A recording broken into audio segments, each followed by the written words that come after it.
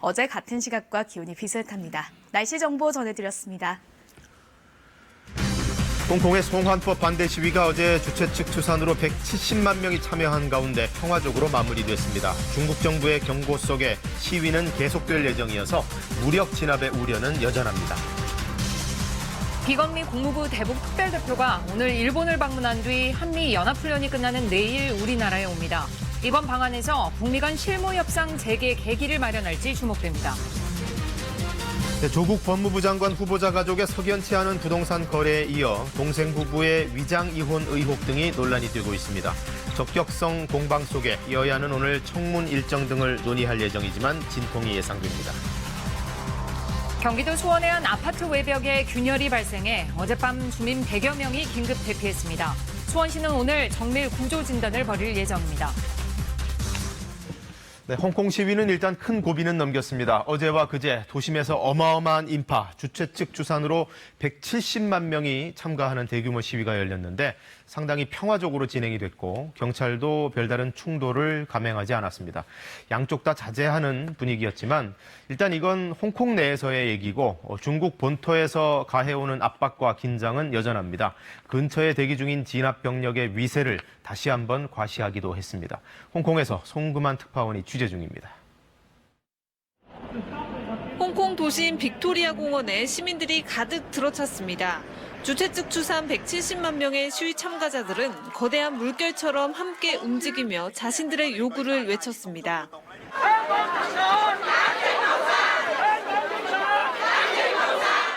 송환법을 완전히 철회하라는 게 핵심입니다.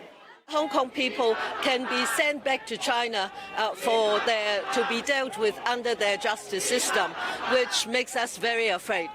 현지 시각으로 어제 오후 2시부터 저녁 9시까지 집회가 이어졌지만 경찰과의 충돌은 벌어지지 않았습니다. 시민들은 평화, 비폭력 시위를 이어나가 홍콩의 자유, 민주화를 이끌어내자고 외쳤습니다. 일부 시위대가 폭력을 행사한다는 지적에 대해서는 홍콩 경찰 당국의 무력 진압이 문제라고 맞섰습니다. 我覺得警察嘅行為係比較暴力嘅，因為佢其實係啦，佢嘅行為係同佢對一啲親政府人士同埋即係對於示威者係完全係兩個採取嘅態度嚟嘅。 시위에 앞서 중국 전국인민대표회의가 처음으로 시위대를 법에 따라 처벌하겠다는 입장을 발표하면서 한때 긴장이 고조됐습니다. 중국 측의 최후 통첩으로 해석됐기 때문입니다. 시위대와 경찰이 자제하는 분위기를 보이며 이번엔 충돌 없이 마무리됐지만 무력 진압에 대한 우려는 여전합니다. 중국 관영 매체 황구시보는 선전에 대기 중인 무장경찰의 영상을 추가로 공개하며 노골적으로 시위대에 경고했습니다. 홍콩에서 KBS 뉴스 송금환입니다. 네, 스티븐 비건 미 국무부 대북 특별대표가 내일 우리나라를 찾아옵니다. 한미연합훈련이 끝나는 시점에 딱 맞춰서 방한한다는 것은 역시 북한과의 대화 재개를 준비하려는 것으로 보입니다. 북미 실무 협상, 북한과의 접촉 가능성 등이 엿보이는데 비건 대표는 KBS 특파원의 질문에 대답을 할 수 없다 이렇게 여지를 남겼습니다. 워싱턴 서지영 특파원이 직접 인터뷰했습니다. 스티븐 비건 대북 특별대표가 워싱턴 DC 인근 널레스 공항의 모습을 드러냈습니다. This is our time. Yeah. Nice to see you again. Yes, nice to Sorry, see you and I'm again. not gonna. 출국 전 밝은 표정으로 취재진과 인사한 비건 대표는 이번 방한 기간 북한 측과 접촉 가능성이 있는지 묻는 질문에 말을 아꼈습니다. Will you deliver any comment to the North Korean counterpart this time? I'm not going to answer any questions, but thank you. 지난 6월 말 북미 정상의 판문점 회동 준비차 방한한 뒤 7주 만에 일본과 한국을 잇따라 방문하는 겁니다. 우리 시간으로 오늘 오후 일본에 도착해 1박 2일, 우리나라는 2박 3일 동안 머물 예정입니다. 하루 더 한국에 체류하는 만큼 자연스럽게 관심은 판문점 등지에서 북측과 접촉할지 여부입니다. Any special reason for you to stay for more 1 days compared to that of Japan? Sorry, I gotta over here, guys. 앞서 미 국무부는 비건 대표가 한국과 일본 당국자들을 만나 북한의 최종적이고 완전하게 검증된 비핵화 조율을 할 것이라고 밝힌 상태. 비건 대표는 동맹국과 비핵화 의제를 어떻게 협의할 것인지, 존 허츠먼 러시아 주재 미국 대사의 후임으로 부임할 것인지 묻는 질문에도 역시 신중한 반응을 보였습니다. You will discuss FVD how to achieve. meet Will you be a Russian ambassador? 내일 한미연합 군사훈련 종료 시점과 맞물려 비건 대표가 일본과 한국을 방문한다는 그 자체로 미국은 대화할 준비가 됐다는 신호로 비춰질 수 있습니다. 아직 북미가 하노이 빈손회담 이후 입장을 선회했다는 뚜렷한 증거는 없지만 북미 정상이 대화 의지를 거듭 확인한 만큼 실무 협상이 전격 재개될 가능성도 배제할 수 없는 상황입니다. 워싱턴에서 KBS 뉴스 서주영입니다. 한일 관계도 이번 주에 또 하나의 분수령을 맞습니다. 지소미아, 즉 한일 군사정보보호협정을 계속 이어갈지 말지 여부 우리 정부가 이번 주에 결정합니다. 특히 내일부터는 중국에서 한중일 외교장관이 만나는 자리가 있는데 거기서 혹시라도 대화의 불씨가 살아날지 주목이 됩니다. 보도에 김지선 기자입니다. 지소미아 연장 여부는 24일까지 결정해야 합니다. 파기하겠다는 뜻을 밝히지 않으면 자동 연장되는데 그동안 청와대는 파기 가능성도 시사해왔습니다. 신뢰 결여와 안보상의 문제를 제기하는 나라와 과연 민감한 군사정보 공유를 계속 유지하는 것이 맞는 것인지. 그러나 광복절을 전후해 강경 대응 기류는 일단 잦아든 분위기입니다. 외교적 해법에 방점을 찍은 건데 지소미아 결정 시한 직전 열리는 한중일 외교장관 회담이 변곡점입니다. 한일 외교수장이 만나 어느 정도 접점을 만들어낼 경우 정부 결정에도 영향을 줄 것으로 보입니다. 청와대 관계자는 지소미아 연장 여부에 대한 실무 단계 검토는 끝났고 최종 결정만 남은 상황이라고 전했습니다. 윤 대통령은 이번 주 일본 정부 움직임과 외교장관 회담 결과 등을 종합해 최종 결정할 것으로 보입니다. 또 독도 방어 훈련 시기와 규모 역시 이에 따라 조정될 가능성이 거론됩니다. 청와대는 11월 부산에서 열리는 한 아세안 특별 정상회의에서도 일본 경제 보복과 관련한 논의가 있을 것이라고 시사했지만 그 전에 대화를 통해 원만하게 해결되길 바라는 게 정부 입장이라고 밝혔습니다. KBS 뉴스 김지선입니다. 오늘 새벽 4시쯤 전북 전주시 선오송동의 한 여인숙에서 불이 나 2시간 만에 꺼졌습니다. 경찰은 여인숙 안에서 불에 탄 시신 3구가 발견됐다고 밝혔습니다. 경찰과 소방당국은 숨진 3명의 신원을 파악하는 한편 화재 원인을 조사하고 있습니다. 네, 이어서 사건 사고 소식입니다. 어제 저녁 경기도 수원의 한 아파트 외벽에 균열이 생겼다는 신고가 접수됐습니다. 점검에 나선 수원시와 소방당국이 오늘 정밀 구조 진단에 나서는데 밤사이 혹시 모를 피해를 우려해서 일단 주민 100여 명을 긴급 대피시켰습니다. 김진호 기자가 보도합니다. 15층짜리 아파트 한쪽 벽이 갈라져 있습니다. 아파트 건물과 콘크리트 환기구를 연결하는 부위에 균열이 생긴 겁니다.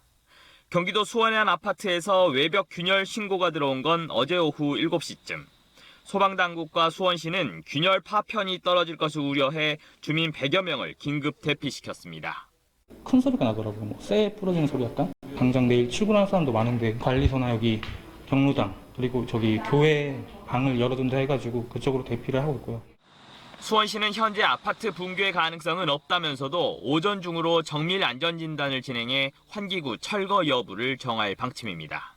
정화조에 의한 정화조 환기시설로 저희들이 판단하고 있고 정화조가 필요한 시설인지 아닌 시설인지는 내일 정확한 안전진단을 해봐야 나올 것 같습니다. 어제 오후 10시쯤엔 경남 남해고속도로 진례 분기점 인근에서 달리던 25톤 트럭에 불이 붙었습니다. 인명피해는 없었지만 트럭에 실려있던 목재가 타면서 화물차가 전소됐습니다. 어제 오후 5시쯤엔 울산의 한 교차로에서 병원으로 가던 119 구급차가 승용차와 부딪히는 사고가 났습니다. 이 사고로 구급대원 2명을 포함해 5명이 부상을 입어 경찰이 정확한 사고 경위를 조사 중입니다. KBS 뉴스 김진호입니다. 네, 국회에서는 요즘 장관 후보자들 인사청문회를 앞두고 여러 의혹들이 불거지고 있습니다. 특히 조국 법무부 장관 후보자에 대한 논쟁이 뜨거워지고 있는데 조 후보자의 부인과 동생의 전 부인, 그러니까 전 동서지간 벌어진 석연치 않은 부동산 거래가 논란이 되고 있습니다. 먼저 최창봉 기자가 이 내용에 대해서 취재했습니다. 조국 후보자의 부인 정모 씨가 보유했던 부산의 한 아파트입니다. 과거 조 후보자의 부모가 살던 곳입니다. 사람이 사시고 그 이후에 2년을 이제 전세를 주셔서 2014년 말 정 씨는 이 아파트를 전세를 줬는데 시어머니는 근처 빌라로 이사 갔습니다. 혼자 사시는 거잖아요. 정 씨가 아파트를 전세 준 날 이 빌라 매매가 이루어졌는데 확인해 보니 전세금과 매매액이 공교롭게도 똑같이 2억 7천만 원입니다. 그런데 빌라 매입자가 바로 조국 후보자 동생의 전 부인이었습니다. 이혼한 동서와 함께 흔치 않은 거래를 한 건데 빌라의 실주인이 조 후보자 부인이거나 이혼한 동서에게 빌라를 사줬을 가능성이 있습니다. 그런데 부인 정 씨는 조 후보자가 청와대 민정수석이던 2017년 11월 이번에는 보유하던 아파트를 아예 전 동서에게 팔았습니다. 3억 9천만 원이었습니다.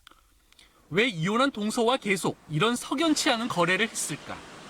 조 후보자 동생은 건설사 운영 과정에 각종 소송과 채무, 세금 체납 등에 시달린 것으로 알려졌습니다. 이 때문에 위장 이혼 의혹이 나옵니다. 강제집행을 면탈하거나 채무를 면제받기 위해서 위장된 이혼을 이루고 있는 것이 아닌가.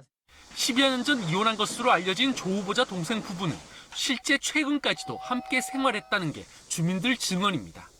선글라스 끼고 다니셔가지고 가끔 사람들 많이 피해서 다니셨거든요. 그 세 분이 사셨던 건 맞네요. 네, 맞아요.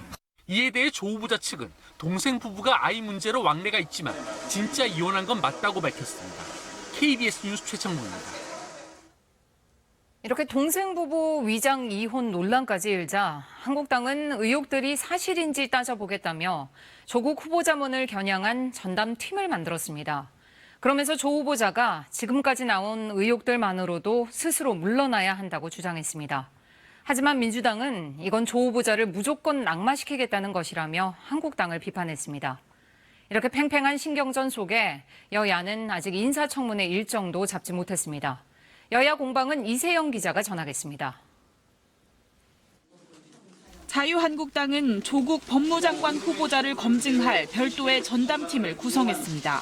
청문회에 직접 참석하는 국회 법사위원 외에도 사모펀드 의혹을 캐기 위해 정무위원, 조 후보자가 이사였던 사학, 웅동학원 문제를 확인하기 위해 교육위원도 투입됐습니다. 한국당은 지금까지의 의혹만 가지고도 조 후보자 자진 사퇴, 지명철회 이유가 충분하다고 주장했습니다. 이 정도면 임명 자체가 국민에 대한 모욕입니다. 법무부 장관 후보자 지명 자체가 농단입니다. 한국당 법사위원인 김진태 의원은 조 후보자가 부동산 위장 매매 의혹에 대해 해명하지 않으면 오늘 검찰에 고발하겠다고 밝혔습니다. 여당인 민주당은 한국당이 당력을 총동원해 조국 후보자를 낙마시키겠다는 의도를 노골화하고 있다고 맞섰습니다. 당사자 해명도 들어보지 않고 무분별한 의혹 제기와 무조건적인 지명철회를 주장한다고 한국당을 비판했습니다. 막가파식 조 후보자 낙마 전략은 집권 중반기에 들어선 문재인 정부의 개혁의 동력을 무력화시키겠다는 의도도 있어 보입니다. 조국 후보자는 의혹에 대해 국민 정서상 조금의 괴리가 있는 부분이 있다면서도 모든 절차는 적법하게 이루어졌다고 해명했다고 민주당 박찬대 원내대변인은 전했습니다. 여야는 오늘 오전 국회의장과 원내대표 회동을 통해 청문회 일정을 조율할 계획이지만 법대로 8월 안에 청문회를 끝내자는 민주당과 일정상 9월에 하자는 한국당 의견이 팽팽한 상황입니다. KBS 뉴스 이세연입니다. 네, 모텔 손님을 살해한 뒤 그 시신을 훼손하고 한강에 유기한 혐의로 붙잡힌 남성이 반성은커녕 피해자가 먼저 시비를 걸었다고 막말을 쏟아내서 지켜보는 이들을 경악하게 했습니다. 이 관련 기사의 댓글들을 보면 피해자도 잘못했네 이런 식의 댓글을 다는 분들도 계시던데 죽은 사람은 말이 없다고 그 주장은 어디까지나 가해자의 일방적인 주장일 뿐이고 또 설사 그 말이 맞다고 해도 사람이 사람을 살해하는 데는 어떤 정당한 사유도 없다는 걸 간과해서는 안 되겠습니다. 김효신 기자입니다. 한강에서 발견된 훼손 시신 사건의 피의자 39살 A씨가 영장 실질 심사에 출석했습니다. 심사를 마치고 나온 A씨는 피해자가 먼저 시비를 걸어 범행을 저질렀다고 주장했습니다. 그 사람이 먼저 계속해서 저한테 시비를 걸고 먼저 주먹으로 제 배를 치고 얼굴을 때리려고 했어요. 피해자에게 마지막으로 하고 싶은 말이 있다며 큰 소리로 막말을 쏟아내기도 했습니다. 다음 생에 또 그러면 너 나한테 또 죽어. 앞서 모텔 종업원인 A씨는 한강에서 발견된 시신을 자신이 살해했다며 그제 자수했습니다. 지난 8일 피해자가 숙박비 문제로 반말을 하며 기분 나쁘게 해 우발적으로 범행했다는 겁니다. 경찰 조사 결과 A씨는 나흘 동안 시신을 모텔 방 안에 내버려둔 뒤 훼손해 한강에 유기한 것으로 드러났습니다. 해당 숙박업소에서는 범행 도구인 흉기 등이 발견됐습니다. 경찰은 한강에서 수습된 사체들 간의 일치 여부를 확인하기 위해 유전자 검사를 의뢰하는 한편 또 다른 범행 동기가 있는지 등에 대해 A씨를 계속 조사할 계획입니다. 한편 법원은 A씨가 범행 후 사체를 손괴하는 등 증거인멸 및 도주의 우려가 있다며 어젯밤 구속영장을 발부했습니다. KBS 뉴스 김효신입니다. 고 김대중 전 대통령 서거 10주기를 맞아 어제 정치권이 모처럼 한자리에 모였습니다. 추도식 표정 김민지 기자가 모아봤습니다. 김대중 전 대통령의 10주기 추도식에는 정치권 인사들이 총집결했습니다. 한 목소리로 민주주의와 평화에 헌신한 고인의 뜻을 기렸습니다. 특히 올해는 악화된 한일 관계 탓에 고인의 대통령 재임 시절 외교 성과가 더 주목을 받았습니다. 김대중 오부지 선언을 통해서 양국 관계의 해법과 미래 비전을 제시했습니다.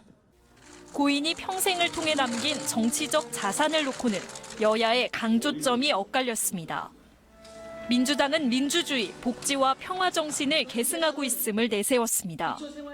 민주주의와 인권, 평화, 통합, 혁신과 번영의 길이 저희들의 길이며 이 나라가 걸어야 할 길입니다. 한국당은 고인은 정치 보복을 하지 않았다며 현 정부의 적폐청산을 우회 비판했습니다.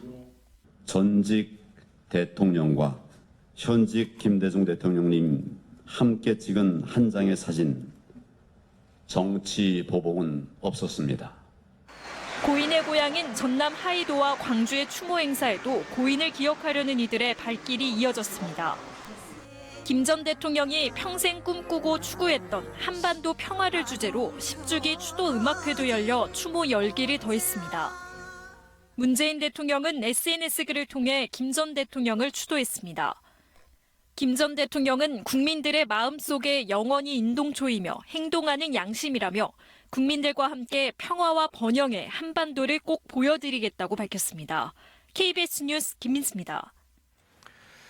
네, 미국의 경기가 침체 국면에 접어든 것 같다는 징후가 지난주에 포착되면서 주식시장도 흔들리고 여러 가지 파동이 이어졌는데 백악관이 진화에 나섰습니다. 미국 경제는 여전히 탄탄하고 침체 조짐도 없다는 겁니다. 뉴욕 김철우 특파원의 보도입니다.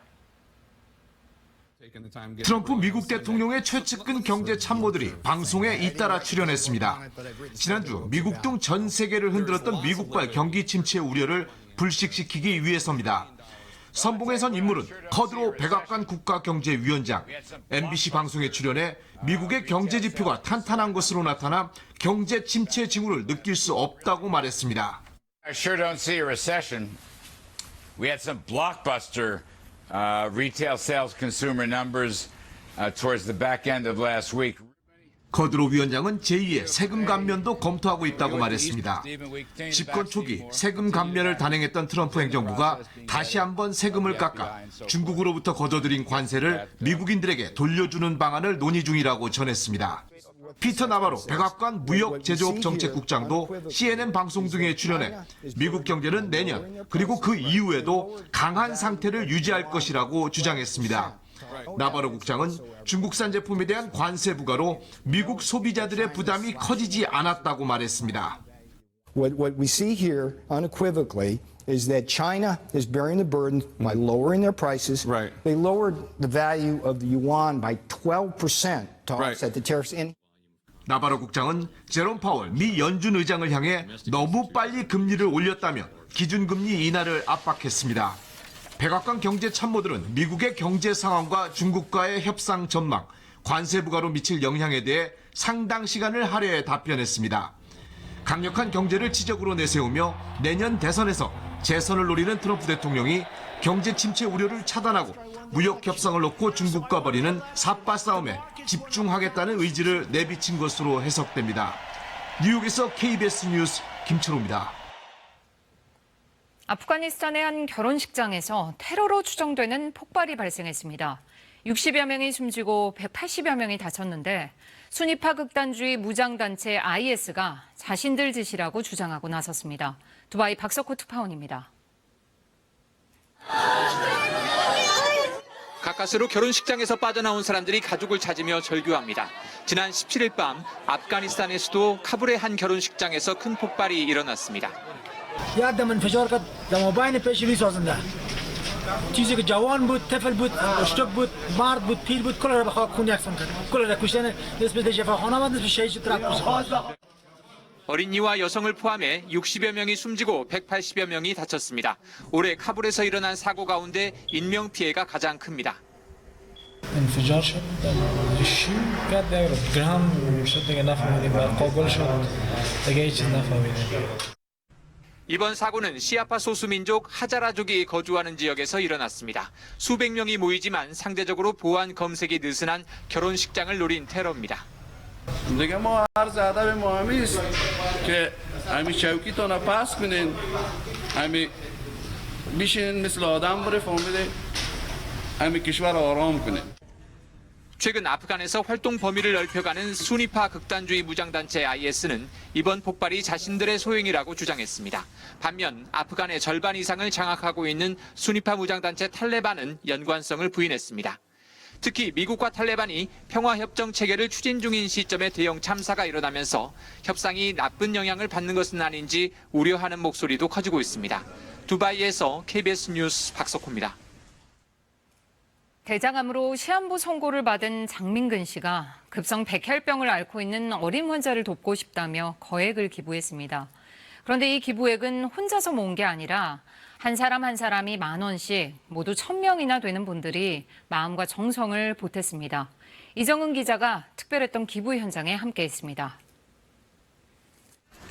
안녕. 되는 건가? 대장암 판정을 받고도 늘 웃음을 잃지 않았던 장민근 씨. 수술을 받았지만 올 들어 대장암이 재발해 말기인 4기까지 진행됐습니다. 이런 상황에서도 민근 씨는 소아암 환자를 위한 특별한 기부 운동을 준비해왔습니다. 마지막으로 3개월, 6개월 다 대신 한 명의 아이라도 살리고 내가 죽는다면. 2년 전쯤 암 투병 도중 시청했던 대장암 말기 환자를 다룬 TV 다큐멘터리가 계기가 됐습니다. 민근 씨가 바라는 건 거액의 기부가 아닙니다. 한 명 한 명이 일생에 단 한 번 10,000원으로 도움을 주자는 겁니다. 가급적 많은 사람의 정성과 마음을 모으는 방식입니다. 장언니를 응원합니다. 화이팅! 오늘은 이렇게 1,000명에게서 모은 기부금을 급성 백혈병을 앓고 있는 11살 다은이에게 전달하는 날. 깡마른 민근 씨를 보고 눈물이 터진 다은이. 민근 씨는 갈라진 목소리로 우는 다은이를 달랩니다. 힘들 때마다 힘내고 하자 약속. 목숨이 허락하는 한 조금이라도 더 많은 이들의 정성을 모아 소아암 환자들에게 전하고 싶다는 게 지금 민근 씨의 꿈입니다. 현실로 오늘 당장에 일어난 날이잖아요. KBS 뉴스 이정은입니다. 여름의 끝자락에서 막바지 더위가 이어지겠습니다. 오늘 한낮에 서울과 광주, 대구를 비롯한 곳곳에 폭염주의보가 내려진 가운데 32도 안팎의 더위가 이어지면서 다소 덥겠습니다. 내일은 동풍이 불어오면서 서쪽 지역을 중심으로 33도 안팎의 더위가 예상됩니다. 하지만 수요일과 목요일 전국에 비가 내리면서 더위는 누그러질 것으로 보입니다. 오늘 영남 내륙 지역으로는 소나기 소식이 들어있는데요. 비의 양은 5에서 40mm 정도가 예상됩니다. 강원 영동 지역은 오전에 빗방울이 떨어지는 곳이 있겠습니다. 현재 호남 내륙 지역으로는 안개가 짙게 끼어 있습니다. 그 밖의 지역은 대체로 맑은 하늘 보이고 있는데요. 오늘 고기압의 영향권에서 전국이 대체로 맑겠고 부산과 울산에서는 대기 정체로 인해서 미세먼지 농도 나쁨 단계가 예상됩니다. 현재 기온은 서울이 21.2도로 어제 같은 시각보다 조금 낮습니다. 영남 지역은 25도 안팎의 기온을 보이고 있고요. 한낮에는 서울이 32도, 청주도, 대구도 32도의 기온을 보이겠습니다. 날씨 정보 전해드렸습니다. 네, 요즘 홍콩 시위가 계속되면서 현지에서는 해외 여행객들에게 오지 말라는 권고를 보내고 있는데 막상 미리 예약을 잡아놓은 분들은 취소나 환불이 어려워서 발만 동동 구르고 있습니다. 이러지도 저러지도 못하는 경우 국내에도 참 많은데요. 조혜진 기자가 취재했습니다. 무력 충돌이 계속되면서 시위대가 홍콩 방문을 자제해달라고 여행객들에게 촉구했습니다. I want the tourists or visitors that Hong Kong is not totally safe by now. 온라인에서도 당분간 홍콩에 오지 말라는 글이 널리 퍼지고 있습니다. 이달 말 홍콩 여행을 계획했던 박모 씨도 이런 분위기 속에 여행을 취소하기로 했습니다. 하지만 특가 상품이란 이유로 환불도 변경도 할 수 없었습니다. 환불이 안 되면 아니면 일정 변경도 안 되면 그냥 이 위험한 그 불구덩이에 그냥 들어가는 거잖아요. 현지에서는 오지 마세요 해놓고서 근데 환불은 안 돼요. 이건 뭐죠? 여행 취소 상담이 여행사마다 줄을 잇고 있지만 천재지변이 아니란 사유를 들어 거절당하기 일쑤입니다. 안전이라든지 신변 보호를 위해서는 가지 않는 게 더 좋겠다라면 거기에 맞는 조치들을 사전에 빨리빨리 국민들한테 알려주고 판단할 수 있도록 해야 되는데 미국 등 일부 국가가 홍콩 여행 경보를 발령했지만 우리나라는 아직 검토 중입니다. KBS 뉴스 조혜진입니다.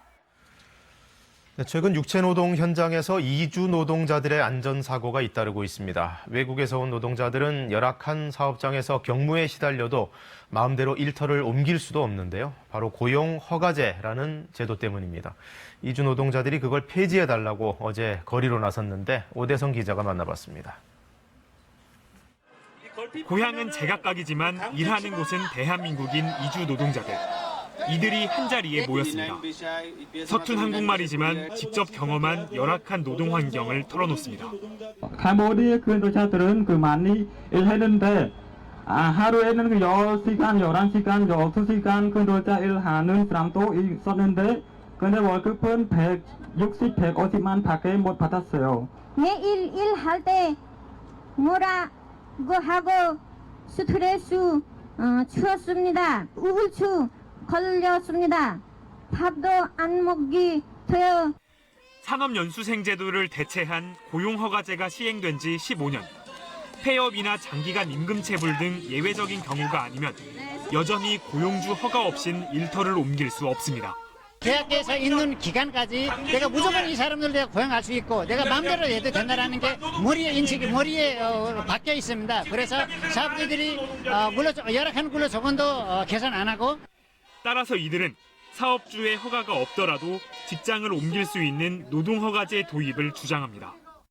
집회를 마친 이주 노동자들은 청와대 방면으로 행진했습니다. 오는 10월엔 전국 이주 노동자 상경대회를 열 예정입니다. 목동 저류시설 사망사고와 속초 공사장 엘리베이터 추락사고 등 위험에 이주화는 현재 진행형이지만 투표권이 없는 이들의 목소리에 국회의 귀는 여전히 닫혀 있습니다. KBS 뉴스 오대성입니다.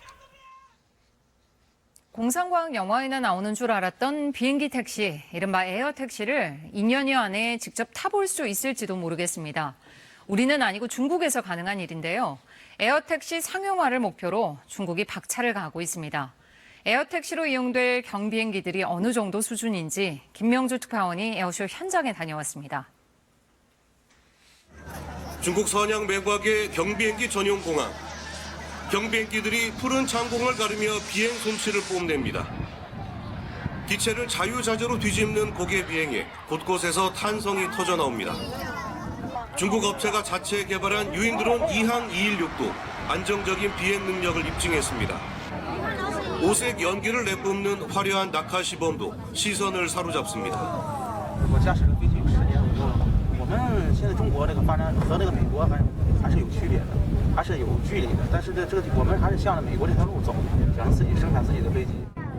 중국은 지난 2006년부터 경비행기 산업을 10대 전략 산업으로 지정해 집중 육성하고 있습니다. 사흘 동안 열린 이번 전시회엔 600여 대 각종 경비행기와 헬기, 무인기 등이 선을 보였습니다.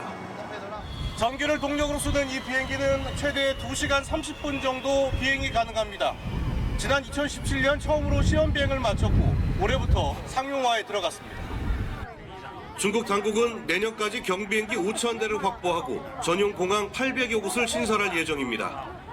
오는 2021년부터는 하늘을 나는 에어택시도 중단거리 노선 운행에 들어갈 것으로 보입니다. 2017年8月份的时候，获得了我们中国国家住建部所批获的这个什么呢？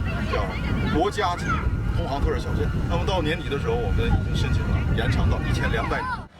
중국이 앞으로 세계 최대 경비행기 수요국이 될 거라는 전망 속에 항공업계의 경쟁도 점점 치열해지고 있습니다. 선양에서 KBS 뉴스 김명주입니다.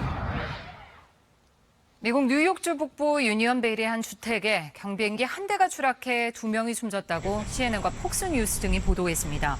미 연방항공청은 뉴욕주 스카이에이커스 공항에서 이륙한 세스나 303 기종 경비행기가 공항에서 남동쪽으로 수마일 떨어진 곳에 있는 2층 주택에 떨어졌다고 밝혔습니다. 이 사고로 비행기 탑승객 3명 중 1명이 숨지고 2명이 다쳤고 집안에 있던 사람들도 1명이 숨지고 1명은 행방불명, 또 다른 1명은 크게 다치는 변을 당했습니다.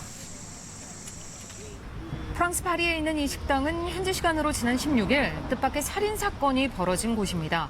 로이터 통신은 피자 등을 파는 이 식당에서 28살 식당 종업원이 손님 총에 맞아 그 자리에서 숨졌다고 보도했습니다. 이런 일을 벌인 이유는 주문한 샌드위치가 빨리 나오지 않았기 때문이라는데요. 프랑스 경찰은 총을 쏘고 도주한 범인을 뒤쫓고 있습니다. 시리아 북서부의 반군 점령 도시에서 반군과 정부군 사이 싸움으로 60명 이상이 숨진 것으로 알려졌습니다. 시리아 내전 감시단체 시리아 인권관측소는 현재 시간으로 18일 시리아 북서부의 반군 점령지이자 전략적 요충지인 칸셰이쿤 인근에서 이 같은 일이 벌어졌다고 AFP 통신을 통해 전했습니다.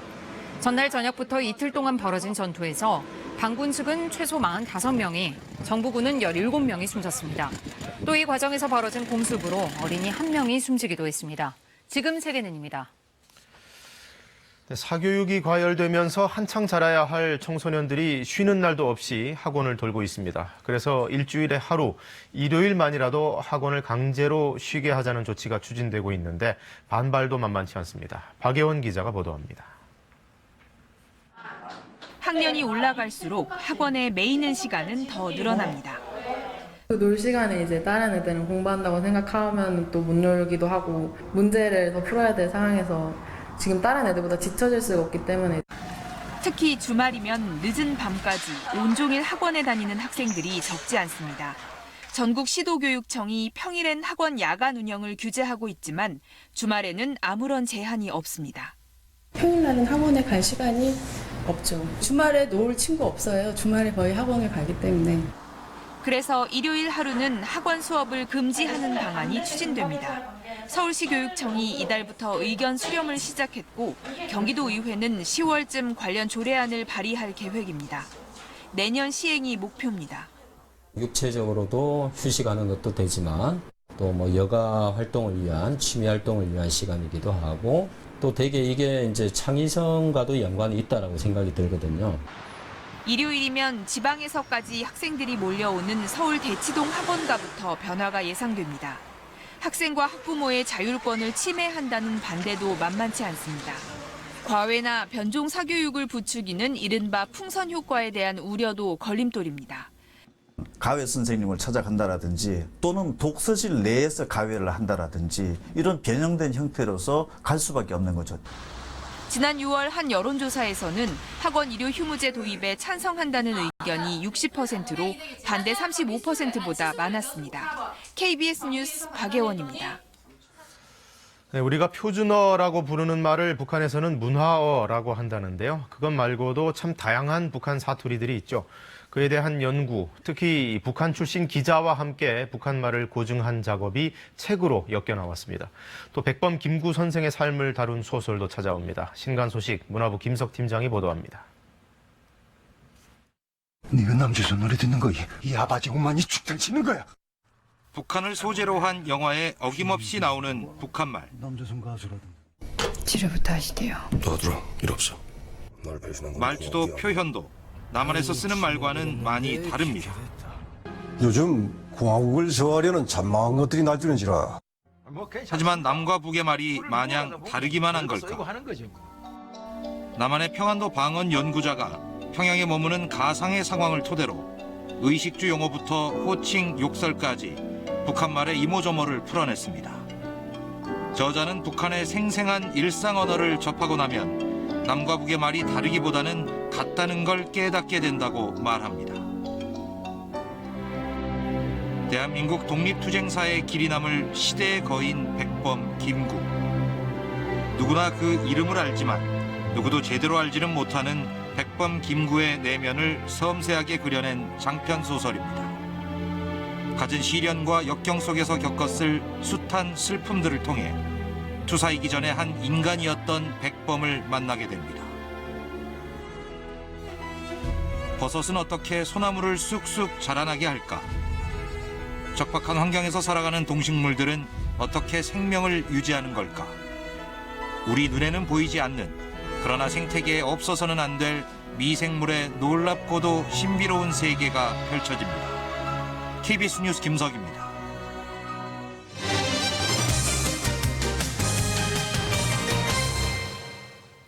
수도권 뉴스입니다.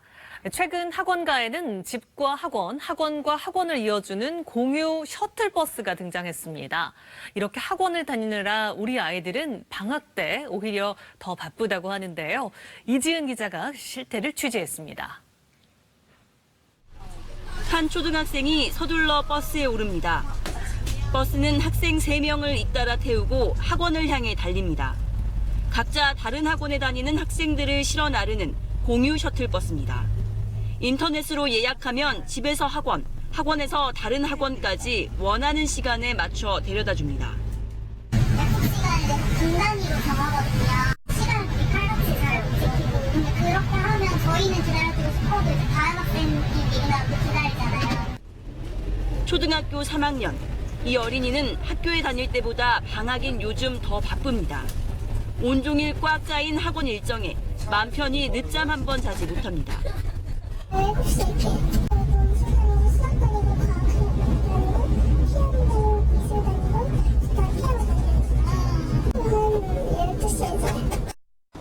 방학에 맞춰 생긴 대여섯 시간짜리 학원 특강을 듣느라 도시락이나 편의점 음식으로 점심을 때우는 경우도 적지 않습니다.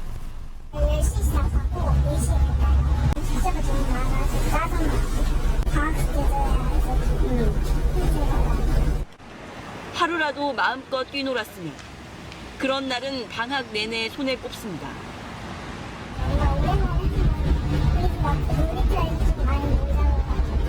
그때는 진짜 많이 놀았어요. 5시간 놀았어요. 한 조사 결과 초등학생이 방학 때 가장 하고 싶은 일은 친구들과 놀기, 그리고 가족과 여행이었습니다. 부모들의 바람과는 큰 차이를 보였습니다. 우리나라 어린이의 삶의 만족도는 경제협력개발기구 OECD 27개 국가 중 최하위 수준입니다. KBS 뉴스 이지은입니다. 반려동물을 키우는 집이 어느새 500만 가구를 넘었습니다. 집에서 가족처럼 지내다 보니 혼자 두고 나갈 때면 걱정이 되고 또 불안한데요. 이런 반려동물을 데리고 출근하고 일터에서 돌볼 수 있는 직장들이 점차 늘고 있다고 합니다. 박진수 기자가 그 현장에 다녀왔습니다. 출근하는 주인과 같이 사무실로 들어오는 반려견들. 회사원 정명진 씨와 김슬기 씨가 키우는 왕이와 미미입니다. 혼자 집에 두고 나오는 게 불안해 함께 출퇴근한 지 1년이 넘었습니다. 분리불안이라던가 뭔가 그런 강아지에게 안 좋은 게 생길 수 있는데 그런 게 없기도 하고 저도 마음의 안정이 생기는 것 같아요. 보호자 옆을 지키며 잠을 청하기도 하고 때때로 재롱을 부리는 모습에 사무실 분위기도 한결 밝아집니다. 제가 안고 있는 이 친구는 보호자와 보호자의 동료들과 하루 종일 시간을 함께 보낼 수 있습니다. 동료 직원들도 이젠 반려동물과 함께하는 생활이 익숙합니다. 나아가 동료와의 더 돈독한 관계까지 이 반려견 덕분에 가능해졌다고 말합니다. 다들 주위 와서 한 번씩 안아보고 그리고 식사할 때도 같이 나가서 산책하고 해가지고 되게 좋아요. 우리나라엔 관련 통계가 아직 없지만 미국의 경우 사무실 10곳 중 한 곳이 반려동물 동반 출근이 가능하다는 조사 결과도 있습니다. 전문가들은 이 같은 직장이 늘어나려면 무엇보다 서로를 배려하고 존중하는 문화가 중요하다고 말합니다. 동물이 싫은 분의 존재도 분명히 있습니다. 분위기가 그래서 말을 못하는 분이 있을 수 있다는 거를 이해를 하고 불편을 끼치지 않도록 동물과 사람이 함께 생활하는 직장. 천만 반려동물 시대를 맞는 또 다른 풍경입니다. KBS 뉴스 박진수입니다. KBS는 천혜의 섬 제주 추자도에서 수십 년 동안 자행된 불법 레미콘 제조와 폐기물 야적 실태를 보도했는데요. 이제는 주민들이 직접 나서 아름다운 옛 모습을 복원하고 있다고 합니다. 나종훈 기자의 보도입니다. KBS 보도로 드러난 제주 추자도 석산의 민낯. 환경 가치가 뛰어난 보전 지역에서 불법으로 레미콘을 만들고 폐기물을 무단 매립한 실태를 고발했습니다. 그로부터 석 달이 지난 추자도를 취재진이 다시 찾았습니다. 추자 석산엔 불법 레미콘 시설이 깨끗하게 비워졌고 폐기물이 묻혔던 황폐한 돌밭엔 하늘하늘 코스모스까지 피었습니다. KBS 보도 뒤 훼손된 자연을 되돌리려는 주민의 노력이 시작된 겁니다. 저희가 항상 느끼는 바지만은 자연을 그대로 보존하고 또 훼손된 것을 복원해야 된다는 생각을 이 계기로 해서 느끼고 그렇습니다.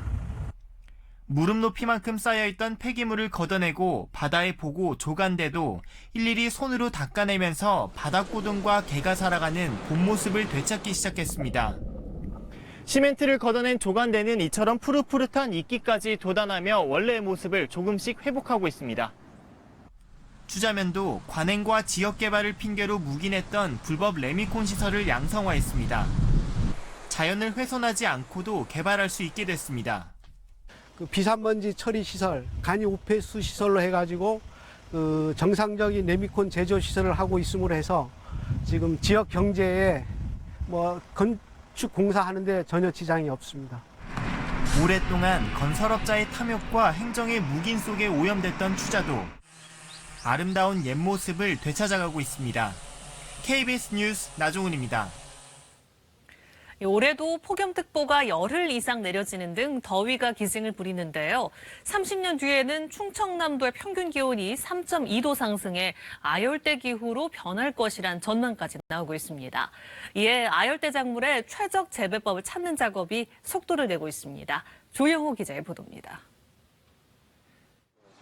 콜럼버스가 아메리카 대륙에서 처음 맛본 뒤 천사의 열매로 극찬한 파파야입니다. 비타민C가 오렌지의 7배에 달하고 칼슘은 우유의 4배, 마그네슘은 달걀의 36배에 달합니다. 덩굴성 잎채소로 줄기가 비어있는 공심채도 무성합니다. 모두 충남에서 재배 가능한 아열대 농작물입니다. 충남농업기술원이 지난 5월부터 아열대 작물 전시포를 마련해 파파야와 오크라, 몰로키아, 인디언 시금치 등 아열대 농작물 32종을 시범 재배 중입니다. 원산지도 태국, 베트남 등 동남아시아부터 아프리카와 남미 등 다양합니다. 충남농업기술원에 따르면 충남은 2050년 기온이 3.2도 상승해 내륙 일부를 뺀 대부분이 아열대 기후로 변할 것이란 전망입니다. 또 식물 성장 가능 기간도 258일에서 2040년대 288일로 한 달가량 늘 것으로 보고 있습니다. 이 같은 기후변화에 대응해 아열대 농작물을 농가에 확대 보급해 신소득 작목으로 육성하기로 했습니다. 주기적인 컨설팅 통해서 재배가 우선 재배 작물이 확실하게 자리 잡을 수 있을 정도로 이제 하고 있고요. 그 다음에는 농가분들이 생산하신 물건에 대해서는 판매 루트까지 저희가 조금 더 확보하면서 충남도 내 아열대 작물 재배 면적은 지난해 말 기준 31.1헥타르로 전국 재배 면적의 10% 정도를 차지하고 있습니다. KBS 뉴스 조용입니다. 네, 이 시각 현재 출근길 교통 상황 알아보겠습니다. 서울경찰청입니다. 안녕하십니까. 월요일 아침 교통정보입니다. 정체 구간이 많은 월요일이지만 더욱 여유로운 마음으로 운전대를 잡으시는 게 좋겠습니다. 새로운 한 주 안전하게 시작하시기 바랍니다. 자동차 전용도로 대부분 구간 더딘 흐름 보이는 가운데 올림픽대로 하남 방향 행주대교 이전부터 여의 하류를 지나 한강대교 남단까지 긴 구간 지체와 정체며 서부간선도로 성산대교부터 금천교 사이 양방향 더딘 운행되고 있습니다. 보시는 화면은 신형 삼거리 모습인데요. 세검정길은 비교적 여유로운 편이지만 오른쪽 평창동길은 북악터널 지날 때까지 정체되는 모습이고 3일로 을지로 이가북은 종로와 시청 방향 차량 모이면서 속도 떨어집니다. 서울 외곽순환도로 구리에서 강일나들목 이후까지 밀리고 있는 가운데 정체 행렬 빠르게 늘고 있습니다. 이어서 교통통제 및 혼잡 예상 정보입니다. 양재 시민의 숲역 4번 출구 앞에서 오후 3시부터 5시까지 집회가 있을 예정인데요. 규모는 작지만 집회 후 한개 차로를 이용한 행진으로 주변 혼잡이 예상되며 탄천 1교에서 자곡 IC 사이 도로 표지판 정비 공사로 오늘 밤 11시부터 내일 새벽 5시까지 부분 통제될 예정입니다. 교통정보였습니다.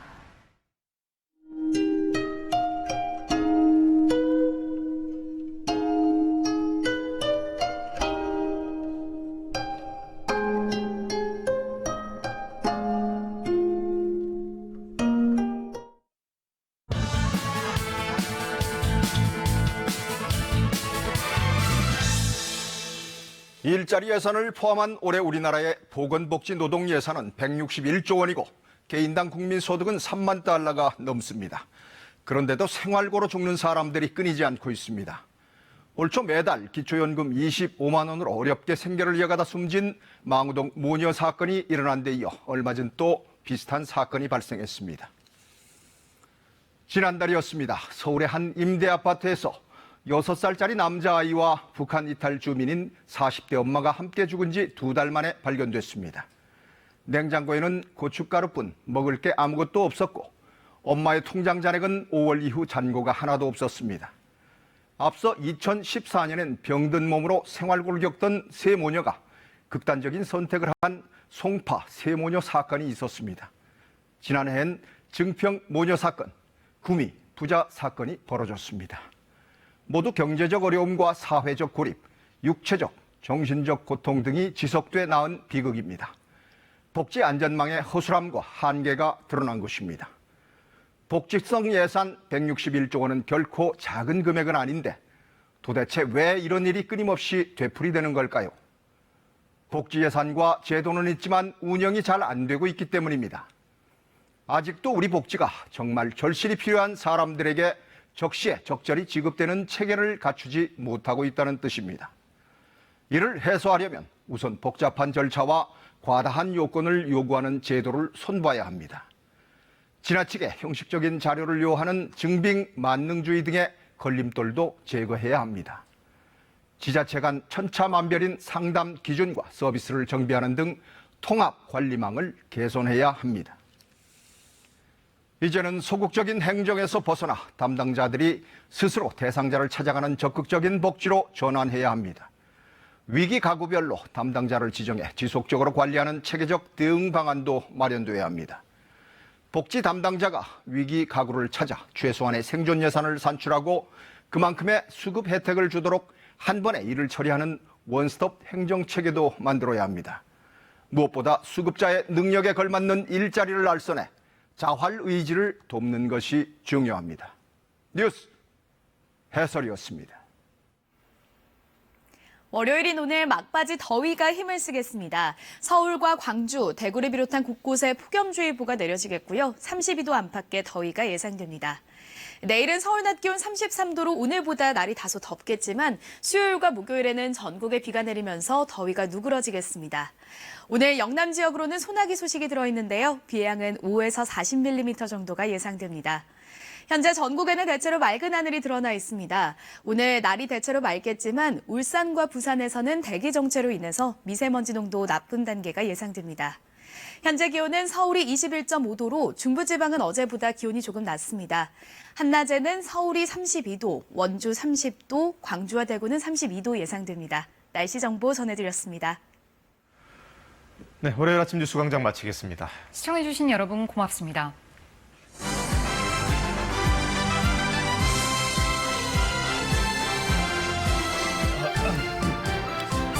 안녕하십니까. 친구들, 화제 그 영상 내가 구했어. 다 같이 돌려보자고. 그 둘이 그렇고 그런 관계래. 대박. 아니 말고? 이 뉴스 확실합니까? 가짜면 어때요? 하긴 퍼나르